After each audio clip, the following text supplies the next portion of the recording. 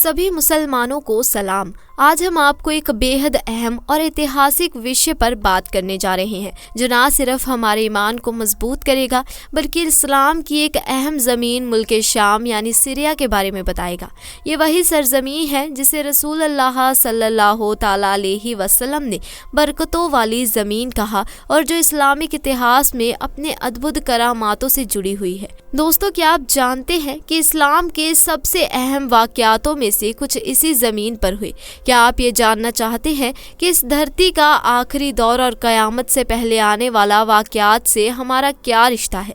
इस वीडियो में हम आपको बताएंगे कि मुल्क शाम का इस्लाम से क्या गहरा नाता है, वहाँ पेश आने वाले ऐतिहासिक वाक़यात और वो हदीसें जो इस ज़मीन के भविष्य की ओर इशारा करती हैं। रसूल अल्लाह सल्लल्लाहु तआला अलैहि वसल्लम की दुआ और उनकी सिखाई गई राह पर चलकर हम इस रूहानी सफ़र में शामिल होंगे जो हमें इस्लामी एकता और अल्लाह की रहमत की अहमियत को समझाएगा। तो आइए इस वीडियो को देखिए और जानिए कि कैसे सीरिया की इस्लामिक अहमियत और उस पर आने वाली क़यामत से पहले के वाक़यात से हमें सीखने की ज़रूरत है। इंशाअल्लाह हम सभी को इससे ईमान और हकीकत का गहरा सबक मिलेगा। अल्लाह तबारक व तआला हम सभी को सही रास्ते पर चलने की तौफीक अता फरमाए। दोस्तों, सीरिया का इस्लाम में एक खास मुकाम है। इसे कुरान और हदीस में कई बार जिक्र में लाया गया है। कुरान में सूर बनी इज़राइल और सूर सबा में शाम की सरजमी को मुबारक कहा गया है। अल्लाह तबारक व तआला फरमाता है, हमने उसे और उसके आसपास की सरजमी को बरकत दी। यह इलाका हज़रत इब्राहिम अलैहिस्सलाम, हज़रत मूसा अलैहिस्सलाम, हज़रत ईसा अलैहिस्सलाम और भी नबियों से जुड़ा है। हज़रत ईसा अलैहिस्सलाम और हज़रत ज़करिया अलैहिस्सलाम ने यहीं पर दावत दी थी। रसूल अल्लाह सल्लल्लाहु तआला अलैहि वसल्लम ने इरशाद फरमाया, या अल्लाह हमारे शाम और हमारे यमन में बरकत दे। हज़रत मोहम्मद मुस्तफ़ा सल्लल्लाहु तआला अलैहि वसल्लम का एक और फरमान है, जब फितना फैले तो शाम यानी सीरिया की ओर रहो, क्योंकि ये ज़मीन अल्लाह की चुनी हुई ज़मीन है और वहाँ के लोग उनके चुने हुए बंदे हैं। प्यारे दोस्तों, मुल्क शाम से जुड़े कुछ ऐसे वाक़यात हैं जो क़यामत से पहले होने वाले हैं, जैसे कि दमिश्क के सफ़ेद मीनार के पास हज़रत ईसा अलैहिस्सलाम का उतरना, दज्जाल का खात्मा और ख्वाजाए हिंद का आगाज़ भी इसी इलाके से होगा। आखिरी दौर में मुसलमानों का सबसे मजबूत गढ़ शाम की सरजमी होगी। प्यारे दोस्तों, सहाबाए कराम की बड़ी तादाद ने शाम की सरजमी पर इस्लाम के लिए अपनी जानें कुर्बान की। हज़रत अबू उबैद बिन ज़र्राह रज़ी अल्लाह तआला अन्हा, खालिद बिन वलीद रज़ी अल्लाह तआला अन्हा जैसे बहादुर योद्धाओं की कब्रें यहीं पर हैं। शाम की सरजमी का इतिहास हमें इस्लामी संघर्षों और फतह की याद दिलाता है। हज़रत उमर फारूक रज़ी अल्लाह तआला अन्हा के खलीफा बनने के दौरान ये इलाका फतह हुआ। हज़रत खालिद बिन वलीद ने दमिश्क को इस्लाम के तहत लाने में अहम भूमिका निभाई। बनु उमैया के दौरान में दमिश्क इस्लामिक सल्तनत की राजधानी बना। ये समय इस्लाम की तरक्की और ताकत का प्रतीक है। सलाहुद्दीन अयूबी ने यहीं से क्रूसेडर्स को हराया और यरूशलेम को आज़ाद करवाया। यह इलाका 400 साल तक उस्मानिया सल्तनत का हिस्सा रहा और तब से इसे शांति और तरक्की का दौर देखने को मिला। लेकिन इस्लामी एकता के ख़त्म होते ही ये इलाका दुश्मनों का शिकार बन गया।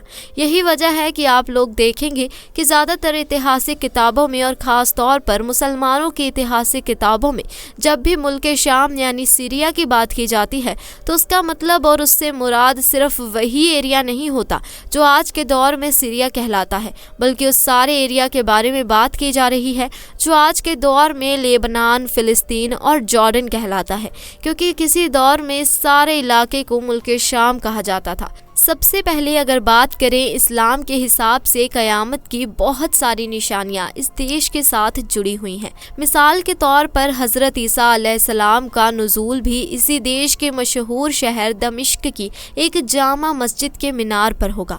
हज़रत इमाम मेहदी भी मदीने से इसी इलाके की तरफ हिजरत करेंगे और जहां पर पहुंचकर वो मुसलमानों की लीडरशिप भी संभालेंगे और दज्जाल जैसी भयानक और ख़तरनाक ताकतें भी इसी इलाके में کر ہی دم توڑیں گی۔ یہ علاقہ اسلام کے نظریے سے کتنا زیادہ اہم ہے، اس کا اندازہ اس بات سے بھی لگایا جا سکتا ہے کہ آخری پیغمبر حضرت محمد صلی اللہ تعالیٰ علیہ وسلم نے نہ صرف اس علاقے کے لیے دعا کی تھی، بلکہ ایک بار تو آپ نے صحابہ سے یہ بھی فرمایا تھا کہ اگر اہل شام سے فساد برپا ہو جائے تو پھر تم میں بھی کوئی خیر نہیں ہے۔ یہی وجہ ہے کہ آج کے بہت سارے مسلم اسکالرز مڈل ایسٹ میں جو فساد چل رہا ہے اور مسلم دنیا جو اپنا برا دور دیکھ رہی ہے، اس کے پیچھے ایک بڑی وجہ سیریا میں ہونے والا فساد بھی بتاتے ہیں۔ دوستو، اگر موجودہ حالات کے بارے میں بات کریں تو سمجھنے کے لیے ہمیں سیریا کے پچھلے 100 سالوں پر نظر ڈالنی ہوگی۔ 1918 میں پرتھم وشو یدھ کے بعد فرانس نے سیریا پر قبضہ کر لیا۔ اسلامک ایکتا ختم ہوتے ہی باہری طاقتوں نے اس علاقے کو توڑنے کی کوشش کی۔ 2011 میں سول وار کا آغاز ہوا۔ عرب سپرنگ کے دوران سیریا میں سرکار ورودھی پردرشن شروع ہوئے۔ بشار الاسد کی سرکار اور ورودھی گٹوں کے بیچ یہ پردرشن خونی جنگ میں بدل گیا۔ ایران اور روس اسد سرکار کا سپورٹ کر رہے ہیں، جبکہ امریکہ اور اس کے سہیوگی ودروہی گٹوں کا ساتھ دے رہے ہیں۔ ترکی اور کرد گٹ بھی اپنی زمین کے لیے لڑ رہے ہیں۔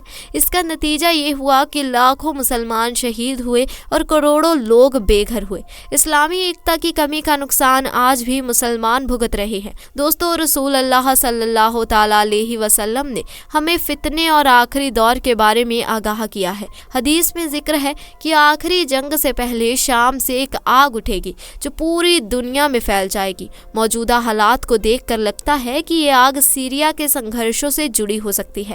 آپسی فوٹ اور باہری طاقتوں پر ڈیپینڈ ہونا، قرآن اور سنتوں سے دوری اور اسلامی ایکتا کی کمی، یہ ساری مسلمانوں کی کمزوریاں ہیں۔ یہی وجہ ہے کہ وہاں پر یہ سب کچھ ہو رہا ہے۔ مسلمانوں کو فتنے سے بچنے کے لیے قرآن اور حدیث کی روشنی میں اپنے عمل سدھارنے ہوں گے۔ امت کو باہری طاقتوں کے چنگل سے نکل کر آپس میں مضبوط ہونا ہوگا، متحد ہونا ہوگا۔ دوستو، میرا آپ سے ایک سوال ہے، کیا آپ مانتے ہیں کہ امام مہدی کا دور قریب ہے؟ جواب کمنٹ کریں۔ دوستو، سیریا کی کہانی صرف ایک دیش کی کہانی نہیں بلکہ ہماری امت کے حالات کا آئینہ ہے۔ ہمیں اس سے یہ سبق لینا چاہیے کہ اسلامی ایکتا اور طاقت کے بنا مسلمان کمزور پڑ جاتے ہیں۔ دعا ہے کہ اللہ تعالیٰ سیریا کے حالات کو بہتر کرے اور ہمیں فتنے سے بچنے کی توفیق عطا فرمائے۔ دوستو، اگر یہ ویڈیو آپ کو پسند آیا ہو تو اسے شیئر کریں، اپنے دوستوں کو بھیجیں اور کمنٹ میں ضرور لکھیں۔ اگلی بار ملیں گے، تب تک کے لیے السلام علیکم، اللہ حافظ۔